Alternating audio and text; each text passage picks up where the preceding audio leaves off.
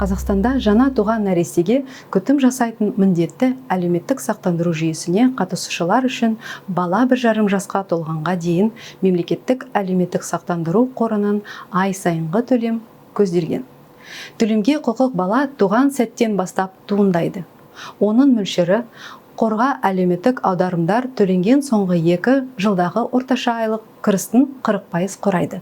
Маңызды шектеулер бар. Ең төменгі төлем мөлшері бала күтімі бойынша берілетін мемлекеттік жәрдемақыдан төмен болмауы керек.